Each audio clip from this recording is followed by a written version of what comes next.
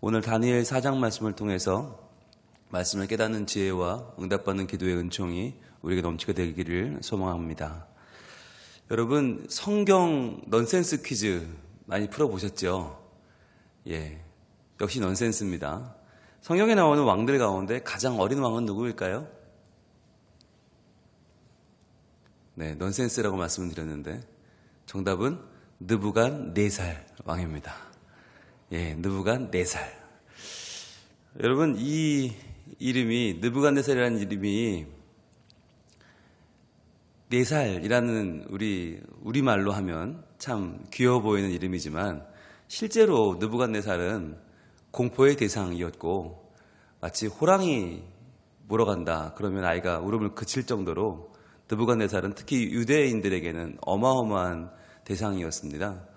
느부갓네살이 쳐들어온다라고 하는 공포심을 가지고 살았고 결국은 느부갓네살에게 나라가 망했고 왕들은 끌려갔으며 나라는 초토화가 돼버렸죠.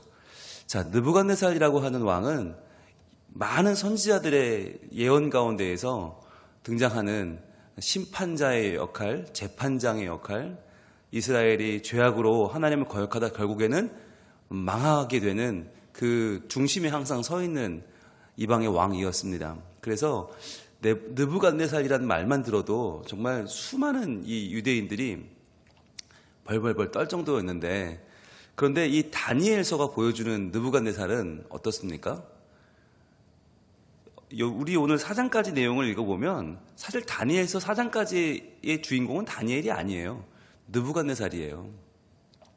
다니엘이 뭔가를 행했다, 다니엘이 훌륭하고 똑똑했다가 중요한 게 아니라 하나님은 느부갓네살을 변화시키는 과정을 지금 보여주고 계신 거예요.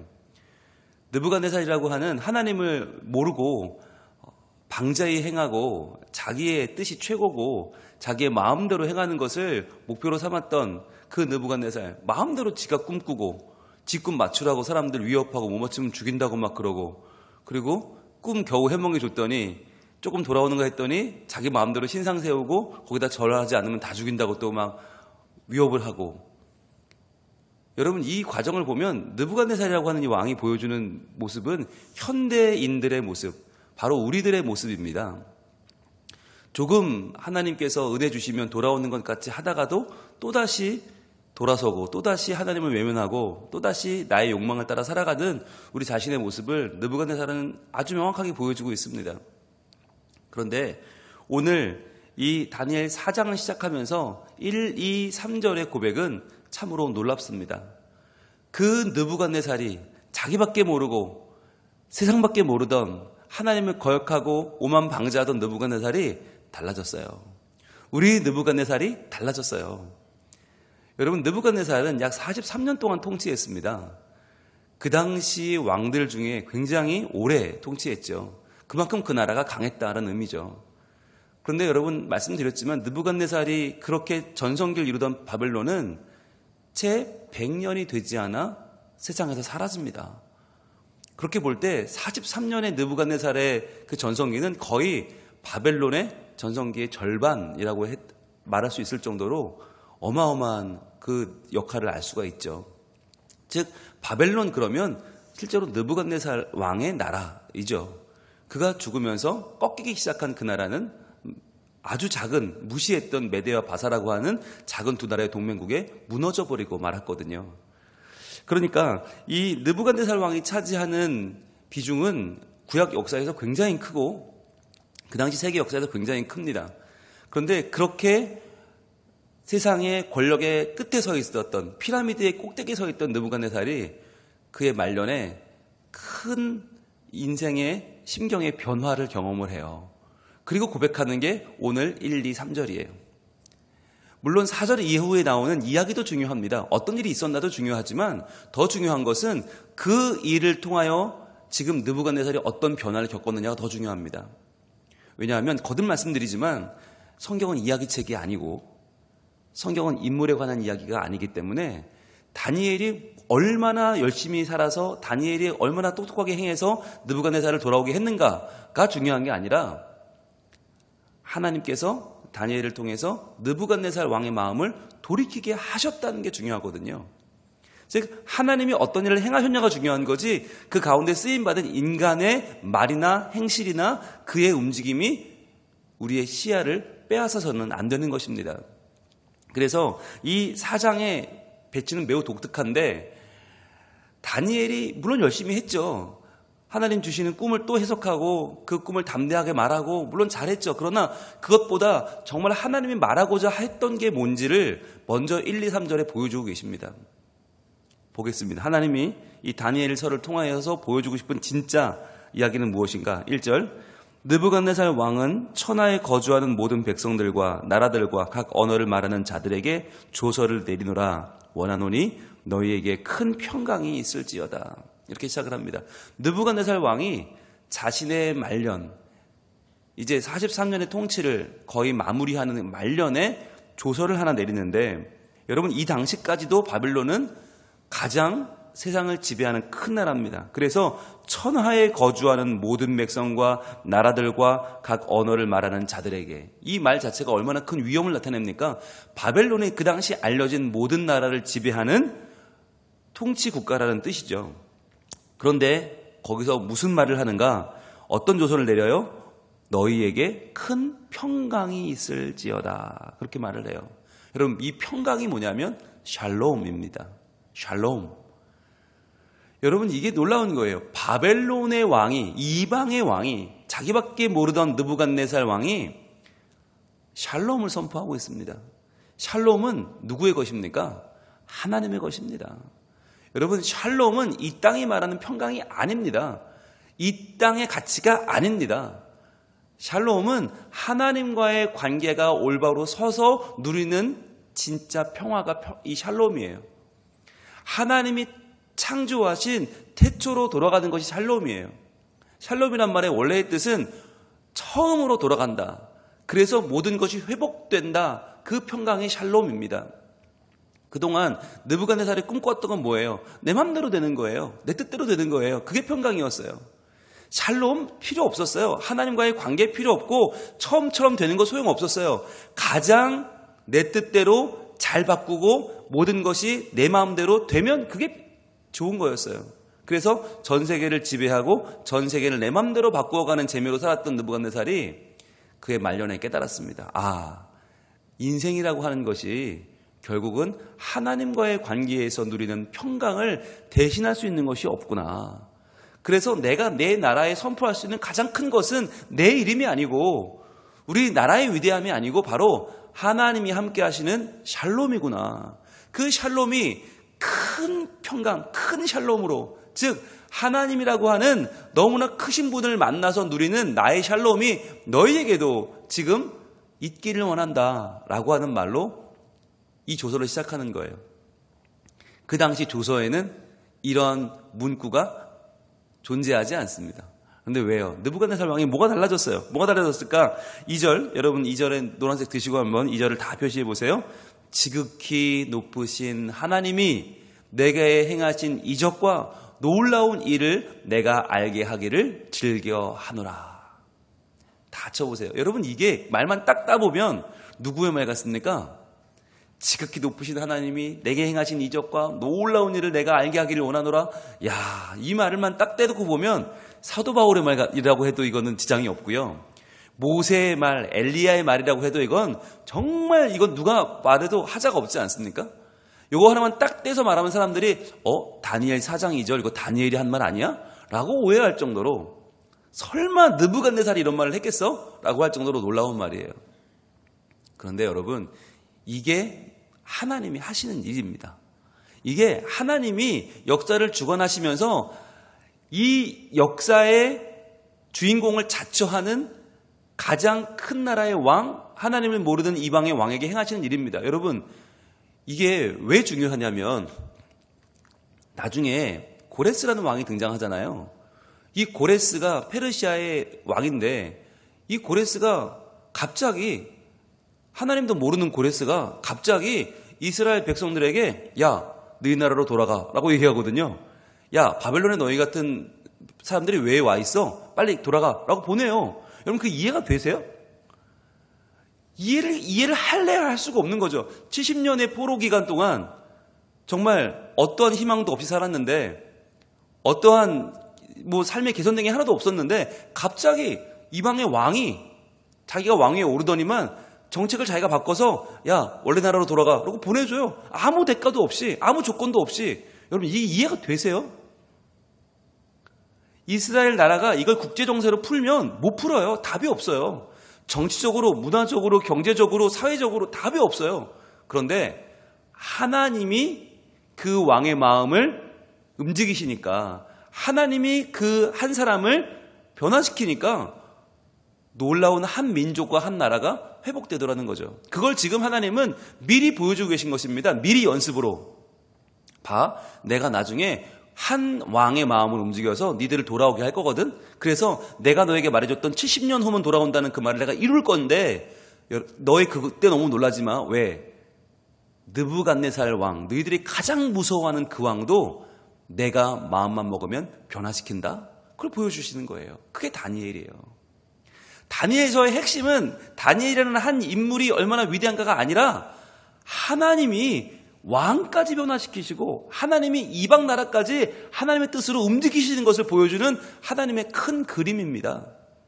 그래서 이 느부갓네살이라고 하는 가장 이스라엘이 무서워했던 대적이 지금 그 입으로 하나님을 고백하는, 게다가 하나님을 뭐라고 해요? 지극히 높으신 하나님.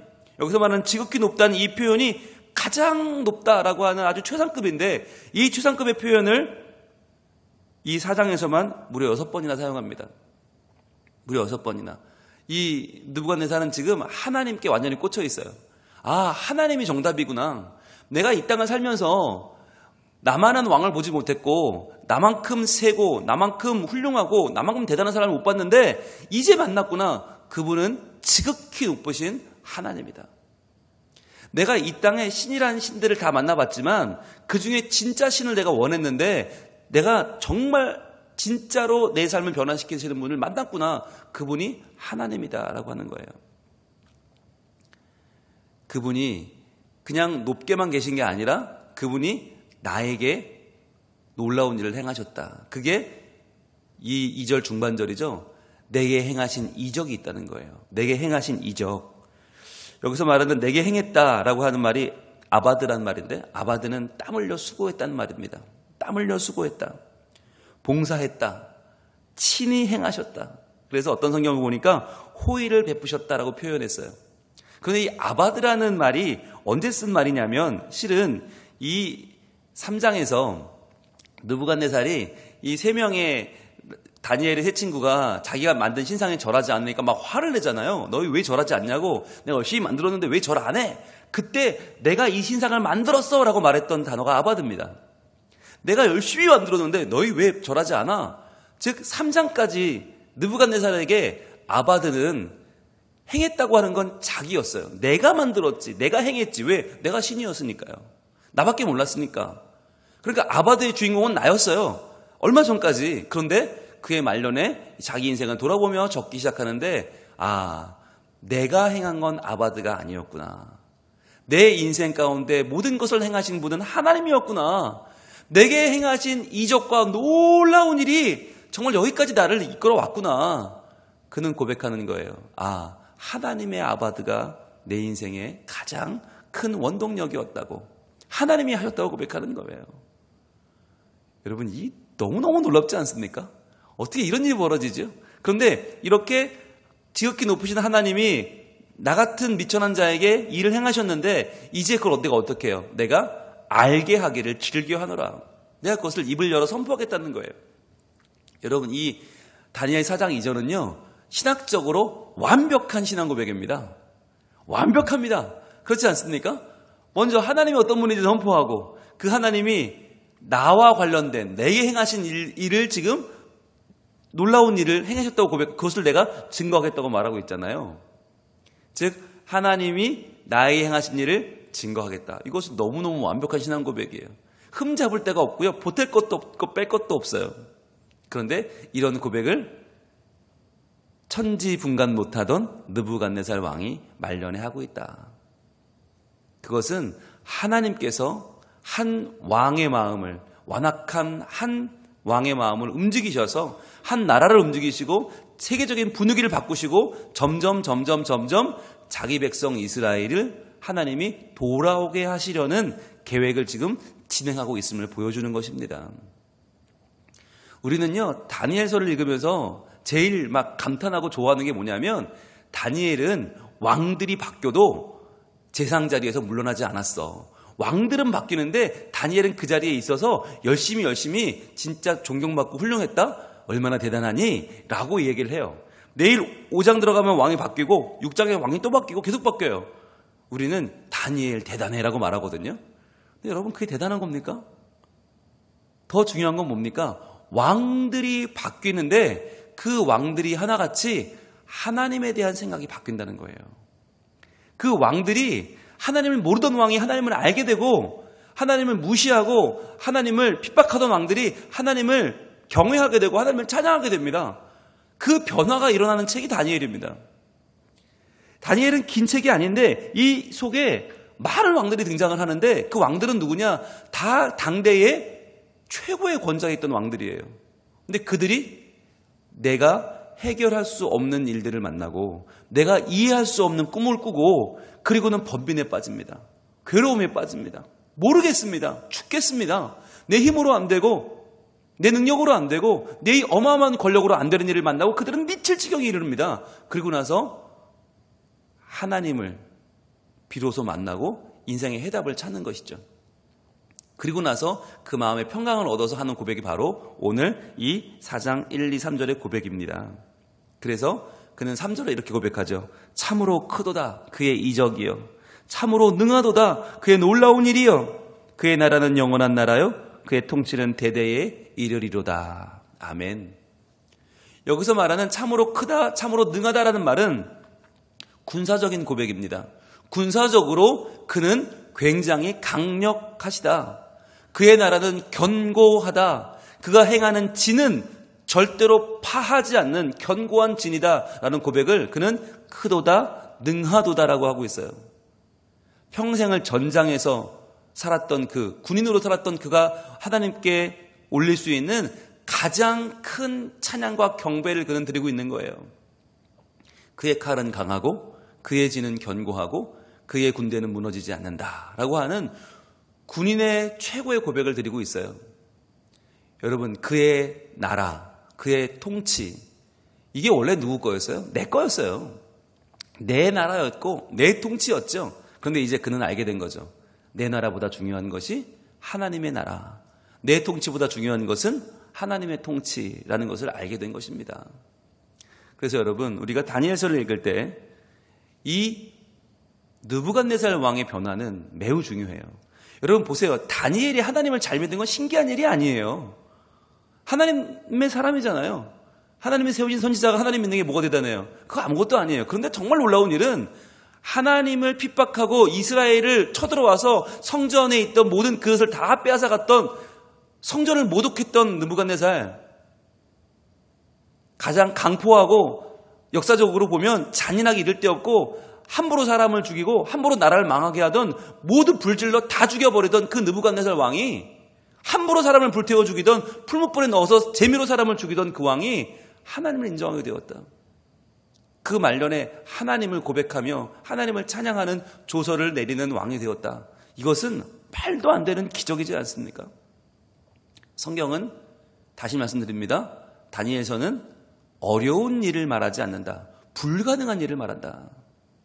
다니엘이 어려운 일을 해냈다, 대단하다가 아니라 이건 불가능한 일이에요. 할 수 없는 일이에요. 그걸 하나님이 하셨다. 그게 다니엘서의 핵심입니다. 그래서 이 4장의 이야기는 참으로 길고 긴 이야기인데요. 다 읽을 필요는 없습니다. 1, 2, 3절 읽으면 다 읽은 겁니다.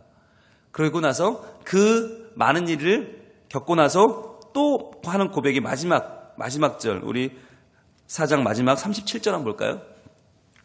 37절, 그의 마지막 고백입니다. 같이 읽습니다. 시작. 그러므로 지금 나 느부갓네살은 하늘의 왕을 찬양하며 칭송하며 경배하노니 그의 일이 다 진실하고 그의 행하심이 의로우심으로 교만하게 행하는 자를 그가 능히 낮추심이라. 아멘. 여러분, 4장에서 느부갓네살이 또 한 번 꿈을 꾸고 그 꿈을 해석할 길이 없어 고민하다가 다니엘이 해석해 주거든요. 근데 그 꿈이 뭐였냐면 큰 나무가 베어지는 꿈이었어요. 그 나무는 느부갓네살 본인이었습니다. 그러니까 무서운 꿈을 아무도 해석할 수 없었는데 그 꿈을 다니엘이 해석합니다. 왕이여, 왕은 쫓겨납니다. 망합니다. 빨리 회개하십시오. 정의롭게 사십시오. 안 그러면 쫓겨납니다. 라고 하는 이야기를 한 거예요, 다니엘이. 왜? 하나님이 하라고 하셨으니까. 그런데 더 중요한 건 그 일이 정말 찾아왔고 느부갓네살은 그 7년간의 방황, 미쳐서 들에서 살았던 7년을 통해서 그는 깨닫습니다. 그리고 돌아와서 딱 1년간을 더 왕위에 있다가 그는 죽거든요. 근데 그 1년 동안 그는 어떻게 살았나? 내가 인생을 짐승처럼 살았구나. 하나님이 그걸 깨닫게 해주시려고 내게 마지막 7년간을 미쳐 살게 하셨구나. 그게 내 진짜 모습이구나 라고 깨닫고 회개하며 그의 생을 마칩니다. 그래서 오늘 이 마지막 고백을 드리는 거예요. 나 느부갓네살은 하늘의 왕을 찬양할 수밖에 없다. 칭송하고 경배하는 것, 그것이 다만 내가 할 일이다. 그의 일은 다 진실하다. 그가 내게 주신 꿈은 다 이루어졌고 그가 다니엘을 통해 해주신 그 꿈 해몽은 내게 정말 정확하게 임했다는 거죠. 그의 행하심이 의로우심으로 교만하게 행하는 자를 그가 능히 낮추심이라. 그 교만한 자가 나였다는 거예요. 나밖에 모르고 내가 세상에 가장 큰 나무라고 외치던 나는 배임을 당했고 나는 7년 동안 광야에 살았고 미친 사람으로 난 손가락질을 받았고 그러다 나는 회복되었고 이 모든 과정에서 하나님이 나와 함께 하셨노라. 그는 고백합니다. 여러분, 저는 느부갓네살이 부럽지 않습니다. 그의 가졌던 명예와 힘과 권력이 부럽지 않습니다. 그러나 한 가지 부러운 것은 그의 고백은 부럽습니다. 그의 고백만은 우리가 부러워할 만한 것입니다. 하나님, 저도 하나님 온전히 주님을 알고 깨닫고 찬양하며 경배하게 하여 주옵소서. 그러나 느부갓네살 왕처럼 당하고 나서 다 겪고 나서 몸으로 다 고생을 겪고 나서 하는 고백이 아니라 하나님 주신 말씀을 통해서 제가 하나님을 알고 깨닫고 하나님을 온전히 섬기는 삶을 살게 해 주옵소서. 여러분, 그러려고 오늘 아침에 새벽에 우리가 나온 거예요. 그래서 우리가 새벽마다 하나님 말씀을 받고 이것을 묵상하고 읽는 거예요. 왜? 느부갓네살 왕처럼 다 내 몸으로 겪고 나서 고백하는 고백이 아니라 하나님 주신 계시의 말씀을 통해서 하나님을 알게 되고 하나님을 찬양하게 되는 것, 그분을 경배하며 살아가는 것, 그것이 우리 삶의 가치요 목적이기 때문입니다. 오늘도 주신 말씀 붙잡고 하나님을 온전히 찬양합시다. 그리고 하나님의 행하시는 일들, 세계 역사를 움직이시는 그 하나님의 놀라운 손길을 기대하면서 하나님이여, 느부갓네살 왕의 마음을 움직이셨던 하나님께서 이 세계의 모든 정세와 모든 사회와 문화와 모든 정치 권력까지도 하나님께서 간섭하셔서 정의로운 나라, 공의로운 세상을 하나님께서 이루어 주시고 우리의 기도를 통하여 하나님 나라가 이 땅에 임하는 거룩한 하나님의 섭리를 보게 하여 주시옵소서. 우리 기도에 하나님은 능히 응답하여 주실 것입니다. 기도하겠습니다. 하나님, 다니엘 4장은 매우 길고도 많은 이야기를 담고 있습니다. 그러나 그 결론은 바로 느부갓네살 왕의 고백입니다. 하나님을 모욕하고 성전을 파괴하며 이스라엘을 무너뜨렸던 그 주인공이, 장본인이 어떻게 샬롬을 이야기합니까? 어떻게 지극히 높으신 하나님을 이야기합니까? 하나님, 이 말도 안 되는 상황 가운데 우리는 무엇을 봅니까? 바로 하나님은 불가능한 일을 행하시는 분이라고 하는 것을 봅니다. 하나님, 70년간 포로로 살았던 이스라엘이 돌아올 수 있었던 이유는 하나님께서 이렇듯 제국의 주인들, 왕들의 마음을 움직이셨고 그들의 마음이 차차 하나님께로 기울어지게 하셨고 하나님이 불가능한 일들을 마침내 이루셨음을 저희는 봅니다. 오늘날 우리 사회도 안 될 것 같고 힘들 것 같고 우리 힘으로는 도저히 세상을 바꿀 수 없을 것 같지만 하나님은 여전히 살아계셔서 하나님께서 놀라운 일을 행하시고 하나님께서 영광을 받으시고 하나님께서 세상을 하나님 방향대로 이끌어 가실 줄로 믿습니다. 하나님이 하십니다. 하나님이 하실 것입니다. 하나님의 영광을 받으십니다.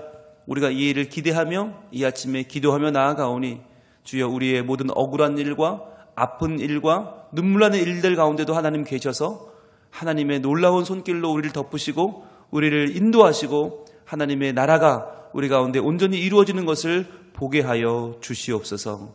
도우신 하나님 찬양하오며 예수님 이름으로 기도합니다. 아멘.